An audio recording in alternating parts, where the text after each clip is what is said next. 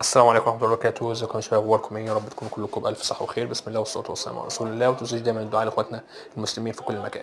عاجل سيدات النادي الاهلي بتعمل ريمونتادا وبتعوض خسارة المباراة الأولى، وقدرت إن هي تفوز على نادي الزمالك في معقله في أرضه بنتيجة 28-22 في قمة الدور الثاني من الدوري العمومي للسيدات. زي ما احنا عارفين إن النادي الأهلي كان الدور الأول خسر من نادي الزمالك عن طريق الضربات الترجيحية. قدر يعوض ده الماتش ده وقدر يكسب فرق 6 أهداف. الأهلي كان متسيد المباراة من أول الشوط خالص. الشوط الأول كان خلصان 13-7، وقدر إن هو يحافظ على الفرق اللي هو 7 أهداف لينهي المباراة بفرق 6 أهداف 28-22. كده النادي الأهلي كان قبل الماتش ده كان في المركز الأول ب 22 نقطة، ونادي الزمالك كان المركز الثاني ب 20 نقطة. مبروك للنادي الأهلي وحظ أوفر لنادي الزمالك.